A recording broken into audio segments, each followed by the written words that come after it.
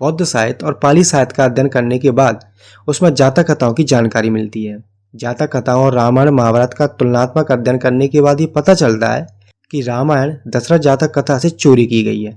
दशरथ जातक कथा में राम बोधिसत्व राम है और अनित्यता तत्व की जानकारी साधारण लोगों को देने के लिए उस जातक कथा को बुद्ध के द्वारा समझाने के लिए बताया गया था। वाल्मीकि रामायण दशरथ जातक से निर्माण किया गया था। दशरथ जातक कथा का मकसद बुद्ध के अनित्यतावाद का प्रचार करना था। वाल्मीकि रामायण रचते समय ब्राह्मणों ने ये बात अच्छे से याद रखी थी कि मूल कथा को आने वाले कई सदियों के बाद जब समाज में स्थापित किया जाएगा तब उसका मकसद क्या होगा। वाल्मीकि रामायण का मकसद ब्राह्मणों का वर्चस्व और वर्ण व्यवस्था स्थापित करना था। इसलिए ब्राह्मणों ने बौद्ध जातक कथा का सहारा लेकर उसी के आधार पर बौद्ध विरोधी रामायण कथा लिखी।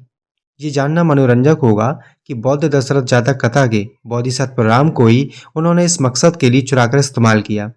जिस समय दशरथ जातक के बोधिसत्व राम का प्रचार जनता में था और लोगों पर उसका गहरा प्रभाव भी था, उस समय उन बौद्धों को गुमराह करने के लिए ब्राह्मणों ने रामायण लिखा और इस तरह से ब्राह्मणों को पहले से स्थापित नायक मिल गया। दशरथ जातक कथा से अहिंसा का बोध होता है, इसलिए नई राम कथा को अत्यधिक रंजक बनाने के लिए और हिंसा का बोध देने के लिए बौद्धिकता का ब्राह्मणों ने दुरुपयोग किया। अन्य जातक कथाओं और उनके पात्रों का इस्तेमाल कर ब्राह्मणों ने मूल दशरथ जातक कथा को वाल्मीकि रामायण की कथा के रूप में विस्तृत किया, मगर उनका षड्यंत्र और चोरियां पकड़ में न आए, इसके लिए उन्होंने कई बौद्धिक खेल खेले।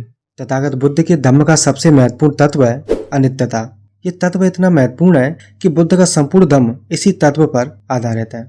जब तक लोगों को विश्व का वास्तविक सत्य अनित्यता में समझ नहीं आएगा, तब तक उसके अंदर जो तृष्णा के रूप में सांसारिक बंधन है उससे वो मुक्त नहीं होंगे और न ही धम्म को अच्छी तरह से जान पाएंगे। इसलिए बुद्ध और उनके अनुयायी भिक्खु अनित्यता तत्व का हमेशा अपने धम्म प्रचार के दौरान जिक्र किया करते रहते थे। परिजन की मृत्यु होने पर शोकग्रस्त रिश्तेदारों को शोक मुक्त करने के लिए भी बुद्ध और भिक्खु संघ अनित्यता का उपदेश देते थे। धम्म तत्व कथा के माध्यम से अच्छी तरह से समझाया जा सकता है। ये बात ध्यान में रखकर तथागत बुद्ध ने कथा विकसित की थी। ये कथा ऐसी थी कि एक बार श्रावस्ती के जेतवन में तथागत बुद्ध विहार कर रहे थे। उस समय एक उपासक के पिता की मृत्यु हो गई और वो शोक में डूब गया था। उसे शोक मुक्त करने के लिए और धम्म का अनित्यतावाद समझाने के लिए तथागत बुद्ध ने उसे दशरथ जातक कथा के माध्यम से उपदेश दिया। तथागत ने उस उपासक को 8 लोक धर्मों का उपदेश दिया था। दशरथ जातक कथा क्या थी ये भी देख लेते हैं।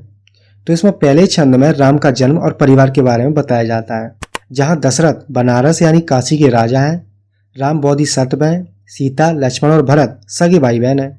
इसमें बनारस के जो राजा हैं दशरथ, उनकी 16 रानियां थीं, जिसमें से सबसे बड़ी रानी 2 पुत्र और 1 पुत्री को जन्म देती है। इसमें सबसे बड़े पुत्र का नाम राम पंडित था और दूसरे यानी छोटे पुत्र का नाम लखन कुमार था और एक पुत्री जिसका नाम सीता देवी था। दूसरे छंद में बताया गया है कि पहली रानी की मृत्यु के बाद दशरथ दूसरी रानी से विवाह करते हैं, जो भरत को राजा बनाने का वचन देती है। राम की हत्या के संदेह से दशरथ उन्हें वन भेजते हैं। आगे चलकर रानी मर गई, जिससे राजा शोकाकुल हो गया। क्रियाक्रम पूर्ण होने के बाद उसने एक दूसरी पटरानी बनाई। वो राजा की अत्यंत प्रिय बन गई।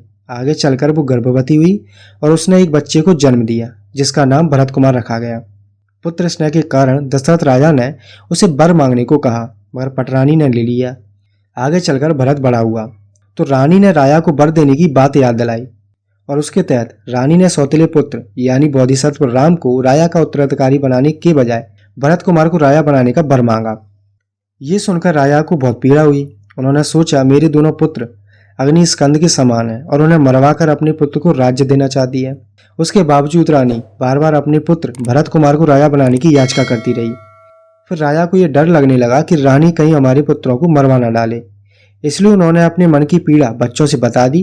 राजा दशरथ ने दोनों पुत्रों को बुलाकर उपदेश दिया कि यहाँ रहने से तुम्हारी जान को खतरा हो सकता है, इसलिए तुम किसी सीमांत प्रांत या जंगल में जाकर रहो। मेरे मरने के बाद चूंकि वंश के राज्य की आयु सीमा 12 वर्ष बताई गई थी, इसलिए राजा ने उन्हें 12 वर्ष बाद लौटने का आदेश दिया। राम और लखन पिता की आज्ञा लेकर निकल रहे थे। उसी समय सीता भी अपने भाइयों के साथ जाने के लिए तैयार हुई। जब वे तीनों भाई बहन राज्य को छोड़ रहे थे, तब जनता भी रो रही थी और लोग उनके साथ चल रहे थे। तीसरे छंद में बताया गया उनका वनवास और सीता की रक्षा। लोगों के वापस लौटने के बाद वे तीनों भाई बहन हिमालय पहुंच गए। हिमालय पानी और फल फूलों से संपन्न था। वहां पर वे तीनों आश्रम बनाकर रहने लगे। लखन पंडित और बहन सीता देवी ने बोधिसत्व राम से आग्रह किया कि आप हमारे पिता तुल्य हैं, इसलिए आप आश्रम में ही रहें, हम लोग फल फूल लाकर आपका पोषण करेंगे। इस तरह 9 वर्ष बीत गए। फिर उधर राजा राजधानी में पुत्र शोक में दुखी होकर 9 वर्ष में ही प्राण त्याग देते हैं। राजा का क्रियाक्रम होने के बाद भरत कुमार को राजा बनाने का फैसला हुआ, पर अमात्यों ने यह कहकर विरोध किया कि छत्र के स्वामी जंगल में है। भरत कुमार राम पंडित को बहुत चाहते थे। उन्हें वन से वापस लाकर भरत कुमार राम पंडित को राजा बनाना चाहते थे। इसलिए 5 राजनीतिक चिन्ह और चतुरंगिनी सेना के साथ भरत कुमार जंगल में पहुंचे। वहां पहुंचने के बाद भरत कुमार ने राम पंडित को पिता की मृत्यु की खबर सुनाकर राम के चरणों पर गिर पड़े और रोने लगे। पर बोधिसत्व राम न चिंतित हुए न रोए। राम ने भरत को समझाया कि लखन व सीता देवी छोटे हैं और भावनाशील हैं। पिता की मृत्यु की खबर सुनकर वे शोक को रोक नहीं पाएंगे, जिससे उनका हृदय भी फट सकता है। इसलिए राम ने सोचा, मैं उन्हें पानी में खड़ा करके शोक समाचार सुनाऊंगा। लखन और सीता वन से लौटे तब उन्हें राम ने कहा कि तुम दोनों बहुत देर से आए हो, इसलिए पानी में खड़े हो जाओ। ऐसा कहकर राम ने उन्हें पानी में खड़ा कर दिया। इसके बाद राम ने उन्हें अपने पिता की मृत्यु की खबर सुनाई। खबर सुनते ही दोनों बेहोश होकर गिर गए। होश में आकर वे विलाप करते थे और बार बार गिरते थे। वे अत्यंत शोकग्रस्त थे, लेकिन बोधिसत्व राम न शोक करते और न ही रोते। उनके शोक रहित रहने का कारण क्या है, ये पूछा गया। तब बोधिसत्व राम ने शोक रहित रहने का कारण बताते हुए अनित्यता के सिद्धांत का उपदेश दिया। बोधिसत्व राम ने गाथा के रूप में उपदेश में कहा, जिसे आदमी बहुत विलाप करके भी जीवित नहीं कर सकता, उसके लिए कोई बुद्धिमान मेधावी व्यक्ति अपने आप को कष्ट क्यों दे। तरुण, वृद्ध, मूर्ख, पंडित, धनी और दरिद्र सभी मरणशील हैं। पके फलों को नित्य गिर पड़ने का भय रहता है। जिसने भी जन्म लिया है उसे नित्य मृत्यु का भय रहता है। प्रातःकाल बहुत से आदमी दिखाई देते हैं और शाम को उनमें से कुछ नहीं दिखाई देते। शाम को बहुत से आदमी दिखाई देते हैं और प्रातःकाल उनमें से कुछ आदमी दिखाई नहीं देते। रोने पीटने से अपने को कष्ट देकर मूढ़जन को यदि कुछ भी लाभ होता है तो ज्ञानी आदमी भी रोना पीटना करे। अपने से अपनी हिंसा करता हुआ आदमी दुर्बल हो जाता है, दुर्वर्ण को हो जाता है।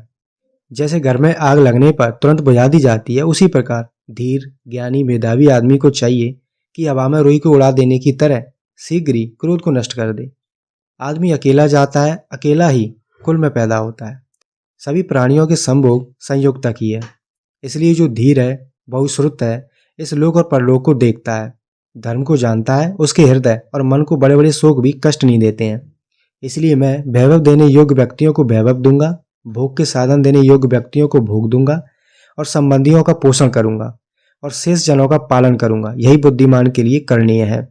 बोधिसत्व राम ने अनित्यतावाद के साथ साथ अष्टधर्म मतलब आर्य अष्टांगिक मार्ग का भी महत्व भी बताया है। इस बात से ये प्रमाणित हो जाता है कि जातक कथा का महत्व बौद्धों में क्यों था।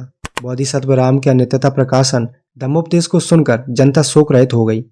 उसके पश्चात भरत कुमार ने बोधिसत्व राम को प्रणाम करके प्रार्थना की कि आप वाराणसी चलकर राज्य को संभालें। तो बोधिसत्व राम ने कहा कि लखन और सीता देवी को साथ में ले जाकर राज करो। बोधिसत्व राम ने पिता के वचन की याद दिलाते हुए कहा, मुझे पिता ने कहा है कि 12 वर्ष बाद आकर राज करना। मैं भी लौट गया तो पिता के वचन का पालन नहीं होगा, इसलिए मैं शेष 3 वर्ष बीत जाने के बाद आऊंगा। इस पर भरत कुमार ने पूछा कि इतनी देर तक राज्य कौन चलाएगा। बोधिसत्व राम ने कहा, जब तक मैं नहीं आता तब तक पादुका राज्य चलाएंगी। ऐसा कहकर उन्होंने अपनी 3 पादुका दे दी और वे तीनों पादुका लेकर राम पंडित को प्रणाम कर जनता सहित वाराणसी पहुंच गए। इस तरह राम के पादुकाओं ने 3 वर्ष तक राज चलाया। सामान्य पादुकाओं को राज सिंहासन पर रखकर मुकदमों का निर्णय करते थे। अगर मुकदमों का निर्णय ठीक न होता था तो पादुका आपस में लड़ती थी और निर्णय ठीक होने पर पादुका शांत रहती। 3 वर्ष बीत जाने के बाद बोधिसत्व राम राज्य में वापस लौट आते हैं। उनके आने से जनता अत्यंत खुश हो जाती है। बोधिसत्व राम का राज्याभिषेक किया जाता है। इस तरह राम राज्य अवतरित होता है।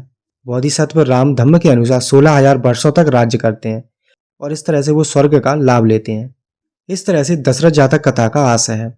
मूल पाली दशरथ जातक कथा का संबंध सिद्धार्थ गौतम बुद्ध से है। ये बताते हुए शास्ता ने धम्म देशना का जातक कथा के साथ मेल बिठाया है। कथा के अंत में शास्ता कहते हैं कि उस समय दशरथ महाराज शुद्धोधन महाराज थे, माता महामाया, सीता राहुल और भरत आनंद लखन सारिपुत्र परिषद बुद्ध परिषद और राम पंडित बोधिसत्व में ही था। दशरथ जातक कथा बोधिसत्व राम की कथा है, जिसके माध्यम से श्रावस्ती के एक उपासक को बुद्ध ने अनित्यतावाद, अष्टांगिक मार्ग और 4 आर्य सत्यों का धम्मोपदेश दिया था। इस तरह से वो उपासक श्रोतापन्न अवस्था में पहुंच गया। कथा के अंत में सभी पात्रों का संबंध बुद्ध के साथ और उनके परिवारजनों के साथ दिखाया जाता है। इसलिए इस जातक कथा का उपदेश करने वाले बोधिसत्व राम को बुद्ध के रूप में ही देखते होंगे, जिससे प्रेरित होकर सम्राट अशोक ने भी बोधिसत्व राम के शिल्प भरूच और सांची जैसे बौद्ध स्थलों पर बनवाए होंगे। इस जातक कथा का नाटक या मंचन के तौर पर प्रदर्शन होता था और कथा के बाद बोधिसत्व राम और गौतम बुद्ध का जय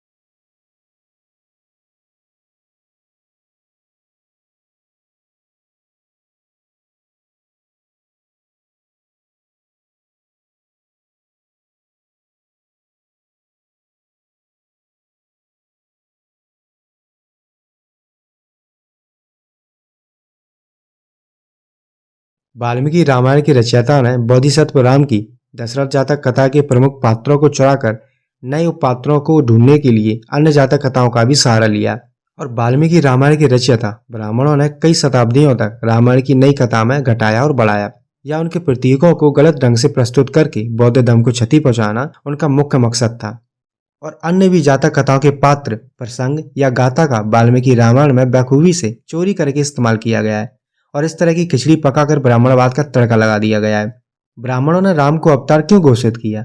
अब जब तक राम को अवतार घोषित नहीं किया जाता तब तक उसकी तरफ लोगों का ध्यान भी आकृष्ट नहीं हो सकता था, क्योंकि बुद्ध जैसे महान व्यक्ति की छवि को उसी तरह समांतर छवि निर्माण करना ब्राह्मणों के लिए जरूरी था। इसलिए बुद्ध का पुरुषोत्तम विशेषकर राम के साथ जोड़ दिया गया। राधेश्याम शर्मा अंग्रेजों के समय में 1890 में रामलीला मंचन के लिए सरल भाषा में 2 ही छंद शोर डाले गए थे, जिसके आधार पर रामलीलाओं में मंचन गांव-गांव में होने लगा और जनसाधारण को आकर्षित करने में सफलता हासिल की, जो कि सबको पता है। फिर बाद में 1987 में तो रामानंद सागर ने टीवी सीरियल बनाकर जनता को मंत्रमुग्ध कर दिया। किसी भी राम कथा और रामायण में सबरी की झूठी वीर खाने का वर्णन नहीं है, लेकिन रामानंद सागर ने इसे पहली बार जोड़ा। इस तरह से ईसा पूर्व की दशरथ जातक कथा एक छोटी सी कहानी को धीरे धीरे बड़ा चढ़ाकर पेश किया गया और भारतीय जनता को भ्रमित किया गया।